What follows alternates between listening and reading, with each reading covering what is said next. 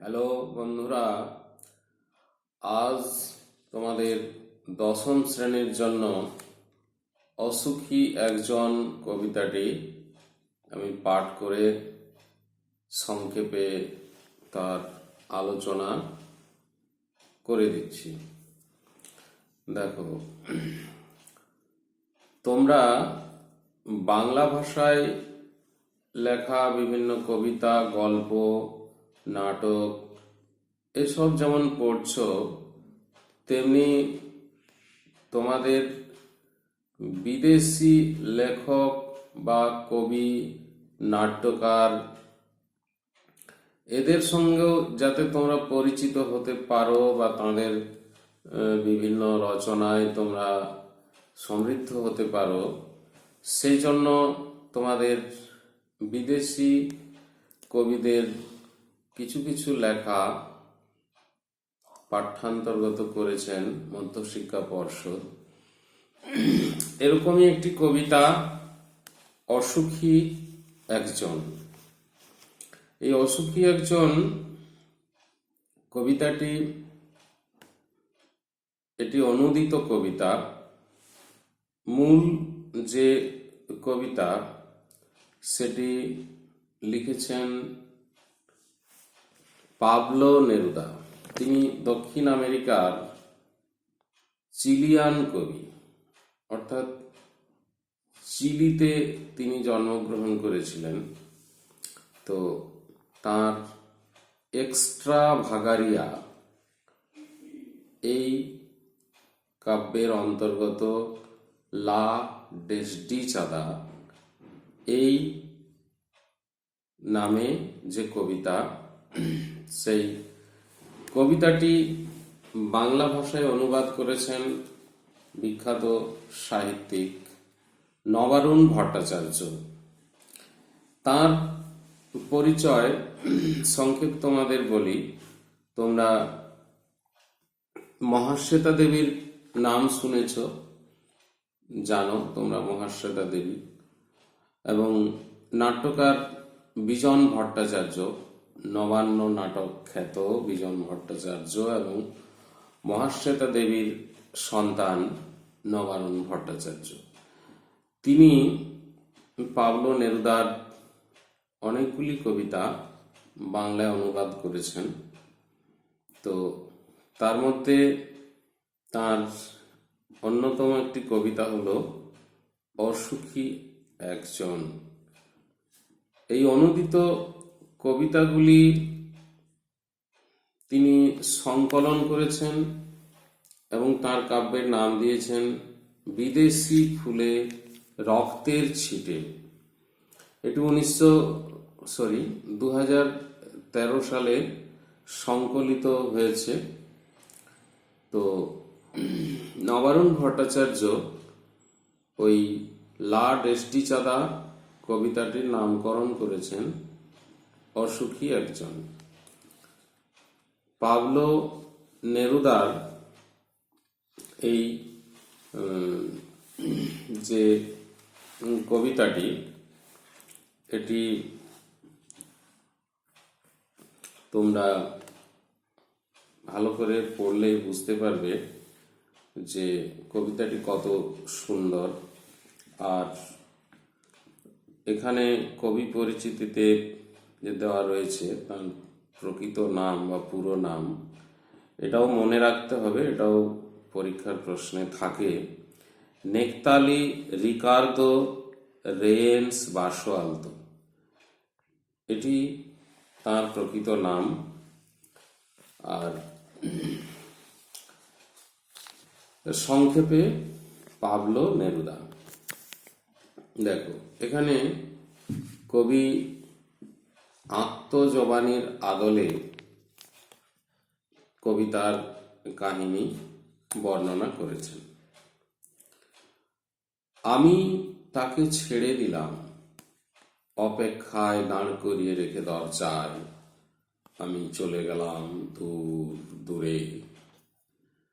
সে জানতো না আমি আর কখনো ফিরে আসব না।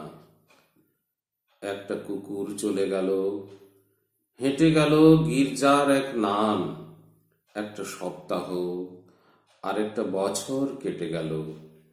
বৃষ্টিতে ধুয়ে দিল আমার পায়ের দাগ, ঘাস জন্মালো রাস্তায়। আর একটার পর একটা পাথরের মতো, পর পর পাথরের মতো বছরগুলো নেমে এলো তার মাথার উপর। তারপর যুদ্ধ এলো, রক্তের এক আগ্নেয় পাহাড়ের মতো। শিশু আর বাড়িরা খুন হলো, সেই মেয়েটির মৃত্যু হলো না। সমস্ত সমতলে ধরে গেল আগুন। শান্ত হলো দেবতারা, যারা 1000 বছর ধরে ডুবেছিল ধ্যানে, উল্টে পড়ল মন্দির থেকে টুকরো টুকরো হয়ে। তারা আর স্বপ্ন দেখতে পারল না। সেই মিষ্টি বাড়ি, সেই বারান্দা, যেখানে আমি ঝুলন্ত বিছানায় ঘুমিয়েছিলাম, গোলাপি গাছ, ছড়ানো করতলের মতো পাতা, চিমনি, প্রাচীন জল তরঙ্গ, সব চূর্ণ হয়ে গেল, জ্বলে গেল আগুনে। যেখানে ছিল শহর, সেখানে ছড়িয়ে রইল কাঠ কয়লা, দমড়ানো লোহা, মৃত পাথরের মূর্তির বিভৎস মাথা, রক্তের একটা কালো দাগ। আর সেই মেয়েটি আমার অপেক্ষায়। অসুখী একজন। এখানে কবি তার প্রিয়জন, অর্থাৎ প্রিয় মানুষটিকে ছেড়ে তিনি যাত্রা করলেন যুদ্ধের জন্য। প্রকৃতপক্ষে তিনি একজন সৈনিক। তিনি যুদ্ধের জন্য তার প্রিয়জনের কাছে বিদায় নিয়ে তিনি রওনা হলেন। তা এই যে যাত্রা, এই যাত্রায় যে তার অগস্ত্য যাত্রা হবে, অর্থাৎ চিরকালের মতো তিনি যে বাড়ি ছেড়ে চলে যাবেন, সেটা তার প্রিয়জন অর্থাৎ প্রিয়তমা তিনি জানতেন না। তাকে দরজায় অপেক্ষারত অবস্থায় তিনি ছেড়ে চলে গেলেন দূরে, বহু দূরে। সে জানতো না আমি আর কখনো ফিরে আসব না। তাহলে দরজায় দাঁড়িয়ে অপেক্ষা করতে থাকলেন কথকের প্রিয় মানুষটি। তিনি জানতেন না যে কথক আর কখনো ফিরে আসবেন না। এরকম ভাবে তার অপেক্ষার সময় দীর্ঘায়িত হতে লাগলো। একটা কুকুর চলে গেল, হেঁটে গেল গির্জার এক নাম। একটা সপ্তাহ আর একটা বছর কেটে গেল। অর্থাৎ সময় কিন্তু থেমে নেই, সময় অতিবাহিত হচ্ছে, সময় প্রবহমান। সময়ের প্রবহমানতা বোঝাতেই এই উদাহরণগুলো কবি তুলে ধরেছেন এখানে। কুকুরের চলে যাওয়া, গির্জার এক নানের হেঁটে যাওয়া, এগুলো তারই দৃষ্টান্ত। এরকম ভাবে এক একটা সপ্তাহ পার হতে হতে একটা বছর কেটে গেল। সময় দীর্ঘায়িত হতে লাগলো। তারপর বৃষ্টিতে ধুয়ে দিল আমার পায়ের দাগ। যে পথ দিয়ে কথক রওনা হয়েছেন, সেই পথে তার যে পদচিহ্ন পড়েছিল, অর্থাৎ পায়ের দাগ, বৃষ্টিতে সে সব ধুয়ে মুছে একেবারে নিশ্চিহ্ন হয়ে গেল। সেই পথের উপর ঘাস জন্মালো, অর্থাৎ সেই পদচিহ্ন মুছে যাওয়ার পর সেটা আর পথ রইল না, সেটা অন্যান্য জায়গার সঙ্গে মিশে গেল। আর একটার পর একটা পাথরের মতো, পর পর পাথরের মতো বছরগুলো নেমে এলো তার মাথার উপর। অর্থাৎ বছরের পর বছর পার হয়ে গেল, প্রতীক্ষার অবসান হয় না। যত সময় দীর্ঘায়িত হয় তত অপেক্ষার ভারে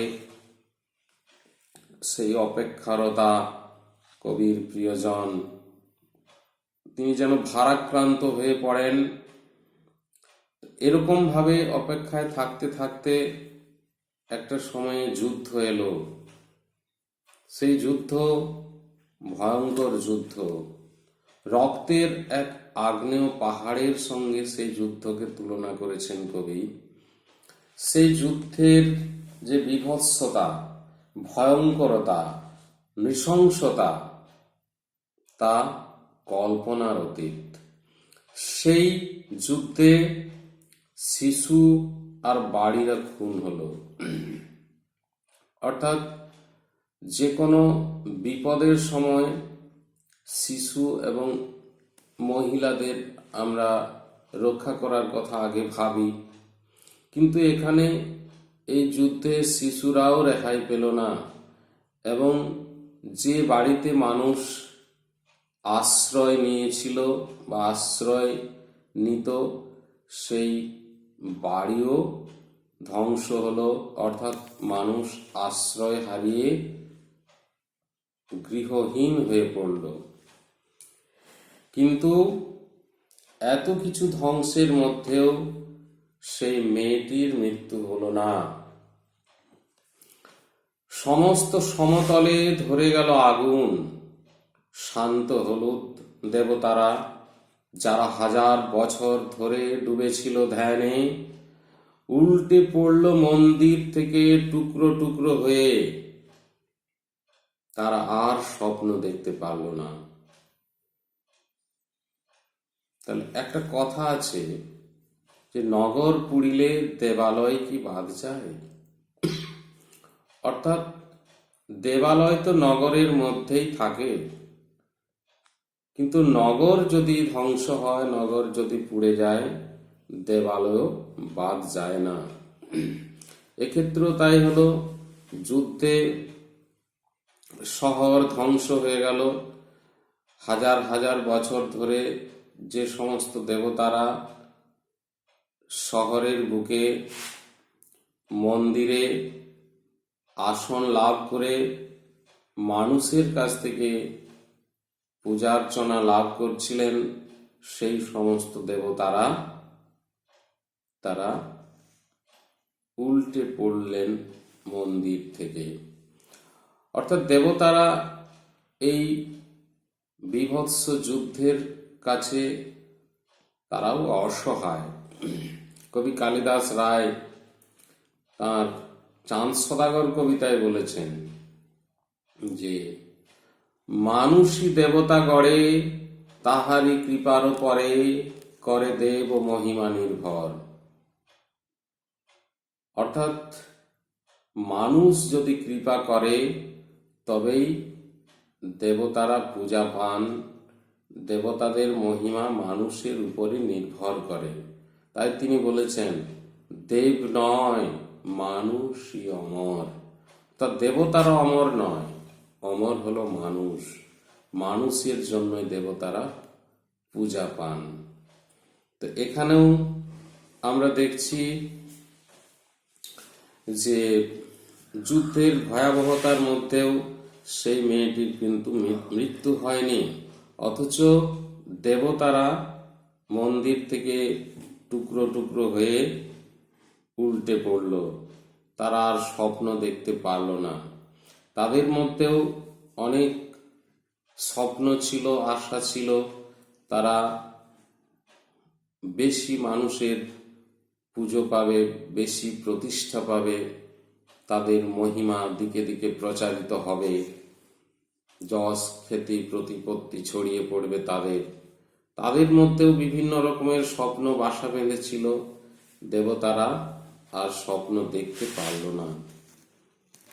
কবি তার শৈশবে তিনি যে মিষ্টি বাড়িতে থাকতেন, সেই বাড়ির বারান্দা, যেখানে তিনি একটি ঝুলন্ত বিছানায় ঘুমিয়েছিলেন, সেখানে গোলাপি গাছ ছিল, ছড়ানো করতলের মতো পাতা, চিমনি, প্রাচীন জল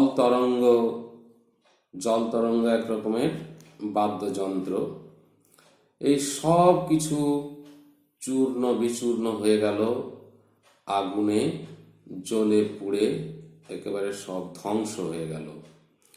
এই ধ্বংসের যে ভয়াবহতা,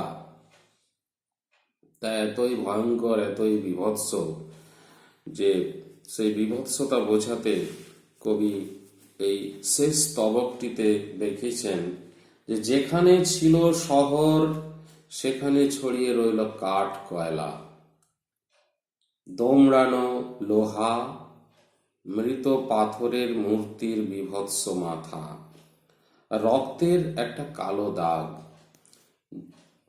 কত মানুষের যে প্রাণহানি ঘটেছে সেই যুদ্ধে, এই রক্তাক্ত যুদ্ধের যে ভয়ঙ্কর পরিণতি, বীভৎস অবস্থা, এই রক্তের কালো দাগের মধ্য দিয়েই, এবং দোমড়ানো লোহা, ছড়িয়ে থাকা কাঠ কয়লা, এইসব কিছুই তার প্রমাণ।